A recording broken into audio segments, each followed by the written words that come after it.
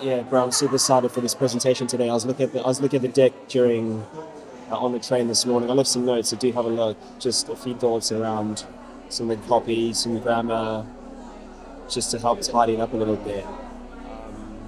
But I think it's in such a strong position. I can't believe how far it's come. And the other thing was like where tone comes in, right? Because sometimes we show too much tone up front without the right typeface and the right colour and the right context. I don't know how much it lands. So I think this is good because it feels like it's built from the narrative. And then I almost want to say here, like, you're about to see a lot of these in action, which for context, these are the sort of pieces of copy we're playing with. That's cool. I love the website markup. I love all the markups. Right.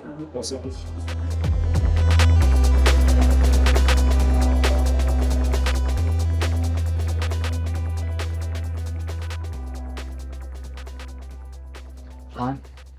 Okay. We'll do a quick run through as well once you're ready. Throughout the deck, you're going to see a lot of tone of voice examples from product packaging, web. But we just wanted to kind of give some context up front of how we start to bring that tone of voice together. Brand colour, sick. Great names. Yeah, sick names. Type. We've got loads of types actually. We want to be really kind of forward thinking. What do you reckon? Love it. Love it, bro. We do have big ambitions for Playmate, and hopefully that comes across today and where we've landed. We want a brand that is really going to resonate with people. We want to connect on varying levels. We want to become a part of everyday language. You know, we don't want it just to be this brand that, you know, you pick up on the weekend, but we want it just to be a part of conversations, lifestyle, chat. So actually, by keeping that sort of handwritten note and that sort of optimistic language, but introducing this sort of darker, more moody palette, we actually find a really nice balance of the two. So you've got this midnight blue, this kind of real sort of rich navy, this rose petal red, which again is like this dark, moody red.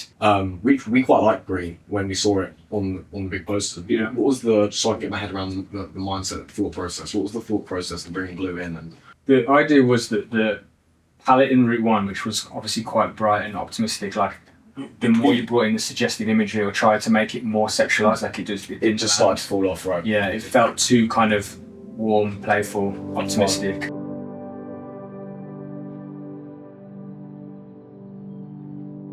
Solid. Yeah, what do you reckon? Happy. Oh yeah, I think it's good, man.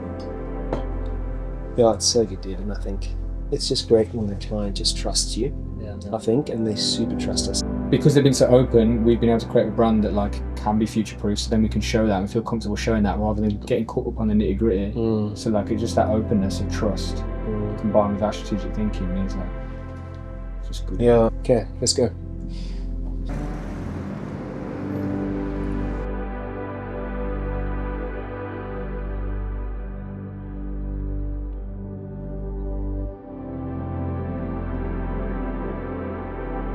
Yeah, that would bring that premiumness. I think also like even the modernity, right? Like he's got it on a counter, so even if it's on like an industrial kitchen, I don't know, you could just lean into modernity and or abstracts at the same time and find a nice balance.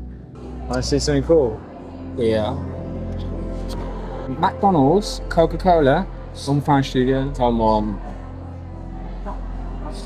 Come on. How sick is that? It's so good. Today went really well, I think. Really positive feedback. So next week, big pitch. Obviously, January, Feb, March was so good. Such a strong start to the year. April was bad. May, June, a little bit of a resurrection. So next week's pitch has to go down.